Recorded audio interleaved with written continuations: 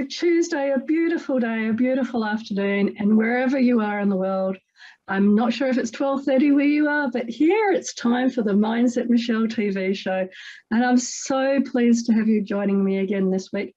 And I'm so pleased to have this week's extra special guest, Leanne Camilleri. Hello, Leanne.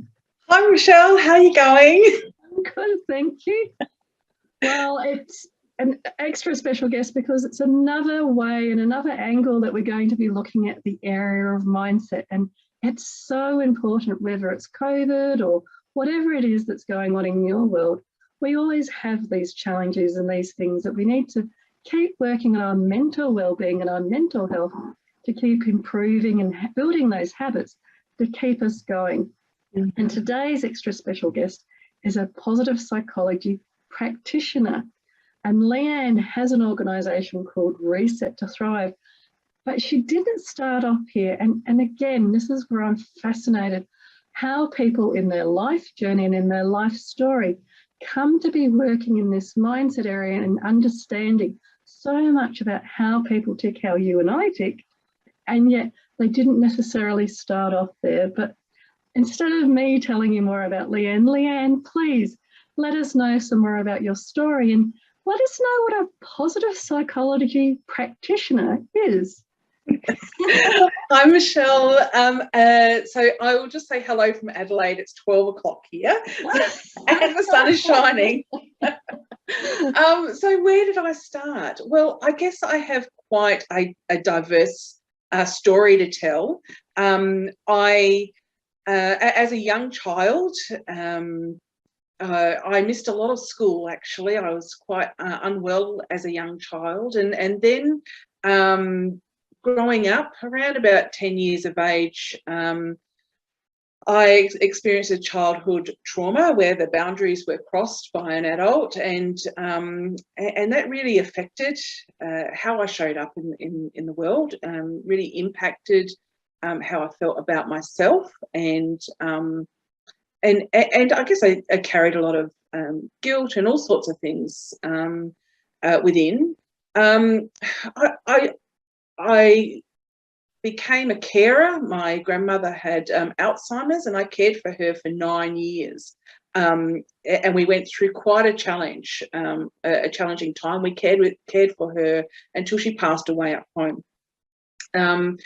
Then I found myself very lost in life, and got some help, and that helped me to move forward a bit in my life and overcome some of those challenges. So that was very helpful for me, and I sort of then moved on to starting to live my life in a way where I felt empowered. I've worked in a few different fields, in healthcare, financial services, and then I moved into shipbuilding, which was a really fascinating area to work in, and a place I followed my son there, actually, as he was a young apprentice, and I followed him there because it sounded like such a wonderful field to be working in. But what I learned quickly was that we were working towards a valley of death. And that's a horrible term, isn't it? Like, valley of death. What does it even mean, especially in shipbuilding? Well, it was a term coined by those that really shipbuilding. There was no future after 2019. So we were sort of the valley of death was something we became used to seeing as a bell curve, where there was a lot of, we sort of ramped up, got a lot of work, and then all of a sudden it was dropping off, and then there was no future. And so that sort of brought about a lot of stress, a lot of anxiety. It cultivated a lot of, behaviours and just, a really challenging time to be working in that period. I was very involved in cultural improvement. It was never my role, but it was something that I became very passionate about. And really, from my own challenges in life, I drew on those, understanding that having some understanding really helped to, I guess, have some resources to draw on to overcome these things. So I started to explore some more things. I really wanted to make a difference there. So I did a bit of extra learning, and that gave me some resources that I could draw on to do some stuff around well-being in the workplace. So I started doing mindfulness in the workplace, and following that up with some well-being sessions around, how to care for your well-being and all that sort of thing. So then I experienced my own redundancy. And funnily enough, it was a shock, because although redundancy was something that was on the table for all of us, at the time of my redundancy, it was really unexpected. I was expecting it sort of later down the track. And let me tell you that redundancy, for those who might not have experienced it, it can be a really lonely experience. My whole experience, that the day I became redundant, leading up to that time, I'd been talking to someone in the organisation around, stuff, to improvement stuff and things like that, and I was feeling really good and excited about that, and that person came to my desk and said, "Would you come with me, Leanne?" I said, "Yes, absolutely." And in my mind, I'm thinking, finally, we're here. We're going to have this chat, and it's going to be great. We went down to HR, and I'm still thinking, oh, this is amazing. And I sat down, and the two words that I remember are redundancy, or 3 words: redundancy and 2 weeks. And I was like, oh, wow, like this was a real shock. And I went to my office, had a cry. I went back to the bathroom, should I say, I had a cry. Went back to my desk, didn't really know what to do, felt really lost. And the whole process, look, the organisation did, the best thing they could at the time, but the experience of redundancy was something that I found was a really isolating, lonely experience, where people are very lost. You don't really know where to go. There's all these mixed emotions,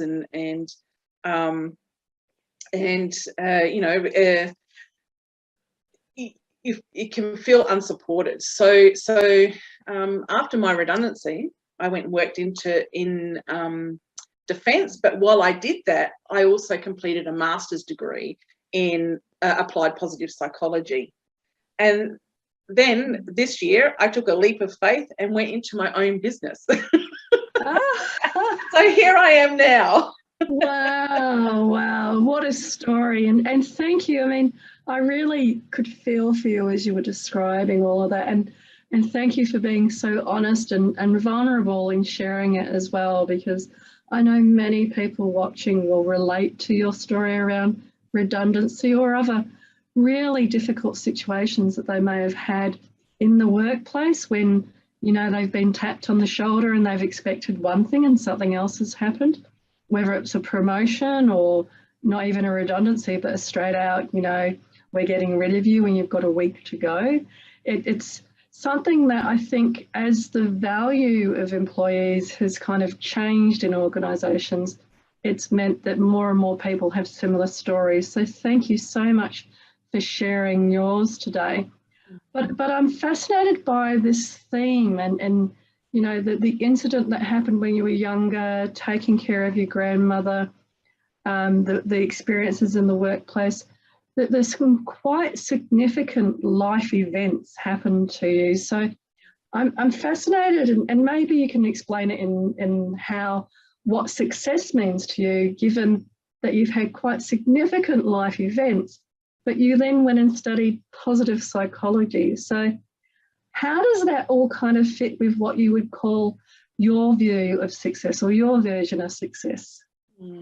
I think that even though I've experienced redundancy, adversity. I have always been quite resilient, and I think I have my parents to thank for that, because they are quite resilient. They've had their own adversities, but I've always had that,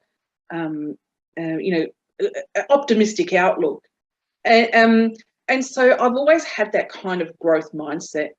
I was 14 years old when I left school, which was part of this whole experience that I had, and I, for a long time didn't feel like I belonged. I remember at 14 not wanting to, wanting to see if I could do something else, trying to stay at school, but doing something else in the next year so that I could sort of be there. And I wasn't allowed to. I felt very deflated, but I still wanted to do something. And I guess, sorry, I've gone off track a little bit, but the reason I'm telling you this, the reason I'm telling you this is because even though I had those challenges, I've had successes as well. And I think success to some people can be the money, it can be the car, it can be, a beautiful house, and don't get me wrong, they are all beautiful things and beautiful rewards for a lot of effort. But I think the success is the overcoming of those challenges, and it doesn't take away that they were there. It doesn't take away the hurt or the pain that might have been there. But I've worked hard at bringing reason and meaning to that, and I'm so, success for me is I have 3 beautiful children, or adult children now. I have a wonderful relationship. I have learned so many wonderful lessons that I wouldn't have learned otherwise, and although that might be hard to understand by some, I really am. I really do feel grateful for the lessons that I've learned in life. So that's success for me. Wonderful, and again, a really profound answer, and one that makes a whole lot of sense. The children being able to overcome adversities. I think that people that are able to, most people have difficulties and difficult life circumstances at one point or another, but being able to talk about it is, I think, a real skill, and something that you are showing beautifully today, to be able to share your experiences, acknowledge that they were difficult, but also that they were part of your journey and what makes up who you are. So people watching today are fascinated around what is a positive psychology practitioner and what they would have to say, especially in terms of the science around mindset and creating and building that successful mindset. So what sort of tips or suggestions might you have for people? Okay. Well, I guess a positive psychology practitioner, or someone in positive psychology, we look at the strengths of the person and work with what's working well. That does not discount the challenges or the life's challenges that we experience. It's not looking through rose-coloured glasses, and it's not that happyology either. But it's having those resources to draw on in times of challenge. So a lot of my work is underpinned by psychological capital, and that is best described in an acronym, which they Fred Luthans calls HERO, and that is hope.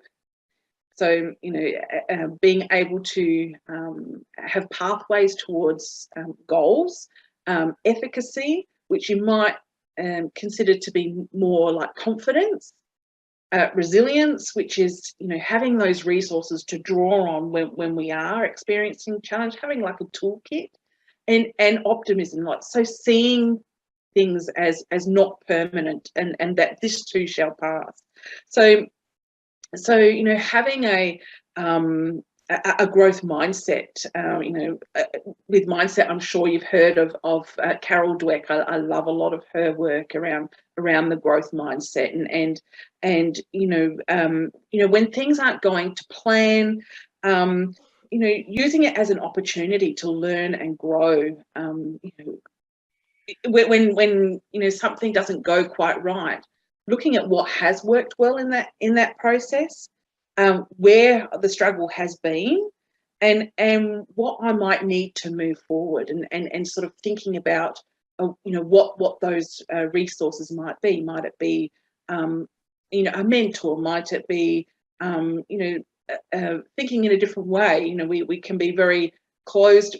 There's this whole fixed or growth mindset. If we have a fixed mindset, we're very closed, and we don't really we're limited in our creativity and the way we think. Whereas if we have an open growth mindset, we're going to see things in a broader perspective. I love that whole, and I'll just pause you for a moment so that we can recap, because there was a lot of information there, and that was really fabulous stuff. So positive psychology is actually around using people's strengths, so acknowledging that there can be some difficult periods and some challenging times, but also looking for the gold and the strengths that people have drawn on within themselves to get through that, and then repeating through that as part of the growth mindset and focusing on that growth mindset. The other thing that I'd love to talk a little bit more about is this HERO and the acronym. The hero's journey is such a part of coaching and working with people and taking them on that journey. And it is like a journey, whether it's weight loss or about your business or about relationships. It's always got those different elements, where there's the hope and the optimism, and then there's the dark days and the positive days, and that whole story arch that people play out within their life. But I love that the hero idea and working with people and that framework. It'd be great. Can people see that HERO framework on your website? Because it would be no, it's not on my website, but it is. It's not. I want to say up front, it's not my own work. It is Professor Fred Luthen's, his work around psychological capital, and it conveniently makes that acronym of HERO, and that I think when we think about the challenges that we face, drawing on that hero inside. That hero within that, these are the resources, so to draw on when we are experiencing challenge. So hope is being able to consider pathways towards our goals, and if I want to get here, it's easy to think that it might be just straight here. But the reality is that probably won't happen, and we will go backwards and forwards and have different challenges. So it's okay, I've got one pathway, but there are other pathways towards that goal as well that I consider. When I consider what's working well and where am I struggling, well, perhaps when I'm struggling, I can draw on one of those other pathways to get towards my goal. So and it really helps with motivation towards those goals. I agree. Like the hope element, I think, is so important. Like, people have just spent the last 2 years hoping that there'd be a vaccine, and then hoping that the vaccine would work, and then hoping that we would get out of lockdown one day, and hoping that we would go back to some version of a new normal. And I'm quite aware with people that we're working with that now, as they're going back to life and whatever version of the new normal is, that they're facing similar challenges in life again. And so it's reframing that hope again to, well, okay, underlying everything is actually your capability of being able to live and work and have an enjoyable life every day, a positive focused life. Yeah. A life where you can have those strengths and that resilience, and that comes from the hope. And I love that hero in the the journey and the different milestones. And I can hear that your dog loves it too. I'm so sorry. You can guarantee that, can't you? I'm so sorry about the dog in the background. Children and dogs. I do apologise. He's trying to be on screen now because they like to hold the camera. I hope that's not hurting anyone's ears. I do apologise. But there's a challenge. There's a challenge that we can move past. So it's not permanent. And I think we're demonstrating another part of it, that you know, things happen in life, and it's about in the moment just relaxing and letting everything be okay, that there are no rights or wrongs. It just is what it is. And part of that hope is that you'll learn the skills, you'll get the materials, and you'll understand more and more of yourself to be able to then self-manage through all of the different challenges or dog barks or children or whatever comes up throughout your day. I also like to sort of draw on grit too. Like when I think about my challenges and where I'm at, like even getting to university, like the whole time I was at university, every phone call I got that was a private number, I was certain that it was the university saying, sorry, Leanne, we've made a mistake. You know, you can't continue with this master's degree. And you know, so for me, it was a bit of a learning experience that I have an element of imposter syndrome, and so you know, gritty, or you know, having grit is that, you know, what Angela Duckworth, she talks about it as you know, a passion that's sustained by persistence and you know, and keeping going even when you're falling down, like that whole, you know, I get knocked down but I get back up again, and I have become a very gritty person. And I think that's an important element when we think about positive psychology. A lot of the skills, you know, a lot of the resources, you know, you might not know what they are now, but they are learnable and they are developable. So when we do have you know, think about the challenges that we might experience in life, having some resources to draw on is really, really, really helpful. So when we think about the resilience piece of Hero and that whole toolkit, if you like, for me, when I think about resilience, I think about that. Well, actually, it was described by well-being was described by someone as, you know, sort of thinking of yourself as a bit of a garden, and the resilience being the nutrients in the soil. So and I really liked that, because, you know, when I think about you know, how I show up, if I can draw on those resources, those things that I've learned over time, to those nutrients, they are going to affect how I show up. So, you know, my nutrients are going to be different to your nutrients, but, you know, some of the core nutrients that I do draw on is my strengths, understanding, you know, what they are and drawing on those in times of challenge. Mindfulness is a very big part, you know, of that for me as well. And you know, mindfulness and positive psychology fit so well together, because it's that whole self-awareness and understanding our emotions and you know, and our thoughts and how we're showing up in challenging times, you know, those key internal messages that we experience. So and I think it's really important as well, that when you're talking about how we all have a lot of similar skills, you know, you can take that down to the resilience or the nutrients that you're building around the food that you eat, or the amount of water that you drink, or the amount of sleep that you get each night. So having that awareness that even those most fundamental things, like in a garden, the amount of food and fertilizer, the amount of water, the amount of daylight and sunshine, you know, just being aware of even the fact that your body in many ways is a mechanical machine, and doing those base level physiological elements can actually be such a great starting point for the rest of the resilience. And then the rest of it being the kindness, the meditation, the gratitude, and all of those other tools that you're so perfectly saying that you can learn. And as part of that positive focus or positive psychology, you can develop. And then each time that you go into looking and studying in this area, you learn a little bit more about yourself and about the area, about yourself and about the area. And I really love how, in fact, it was so funny because as the dog was barking and you were talking, I imagined the dog burying a bone and the bone decomposing, and it was more nutrients for the gut. So you can get the nutrients from anywhere, and you can get the imagery from anywhere.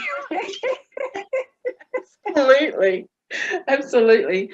When I think of resilience, I think of another acronym. So we've talked about HERO, but these two fit really well together, and it's the PERMA framework. I'm not sure if you've heard of that before, or the people watching have heard of that before, but it's a framework that was developed by Professor Martin Seligman.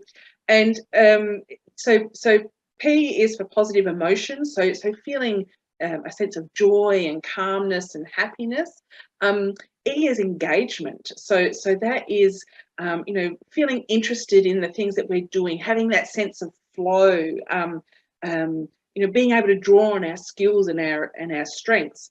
Relationships is having that important connection, and connection really is one of the number one ingredients or nutrients in our well-being toolkit or garden, if you like.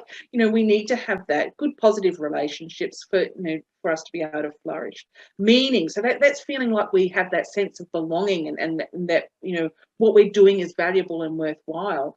Accomplishment is just having those small goals and working towards them, and then health, that part that you mentioned about having sleep and getting good nutrients into our bodies, and exercise as well. So it's a whole package, but there's so many things in each of those areas that there are so many that we couldn't talk about now, but there's so many things that you can sort of draw on to build in those toolkits. Well, we could, but there's not enough time, unfortunately. I think one of the wonderful things that people would be understanding from what we're saying today is there is a number of different frameworks, and the positive psychology is one of those frameworks, and the PERMA and the HERO. And I guess what we're encouraging people to do is to pick any of those, or pick a few of those and make up your own, and follow some of these frameworks, because they're scientifically based. They're based in neuroscience and NLP and other different scientific methodologies that have been shown to actually assist people to create that positive mindset, to create that mindset for success. And it can be the success, I'm sure, for you when you're going through that terrible time with the redundancy. It can be the success of getting out of bed in the morning when you're feeling really low, and all of those things, because then it can be, well, I need to fertilize my garden to be able to grow new flowers and new jobs and new business and new this or new that. Or it can be just, tending to the basics of the garden, some of the shamanic stuff around this where you actually go with the seasonal flow. It's quite beautiful, and for another day, obviously. So I know that we could keep talking about the different frameworks, and for those that want to contact you to talk a little bit more about your business, Reset to Thrive, and connect with you, what's the best way of connecting? They can contact me through LinkedIn, so just Leanne Camilleri at LinkedIn, or my website, which is resettothrive.com.au. Fabulous. Is that 2 with a number 2 or a TO? TO, reset, TO. Right. That's wonderful. And if you were to give some advice to your younger self, what do you think that advice would be? Believe in yourself and trust the process. Everything's going to be okay. Wonderful. And it is going to be okay. And what a beautiful blessing and wonderful way to finish off the show for today. So Leanne Camilleri, thank you so much for being on the show today. It's been a real pleasure, and thank you so much for sharing this wealth of expertise you have in this area of positive psychology. We're all very grateful for you. And to everybody watching on the show today, thank you again for coming and for watching the show and being a part of this ongoing journey in my mission to create this positive focus on mindset and positive psychology around the world, wherever you are. So from my heart to your heart, Be great, be fabulous, and be you.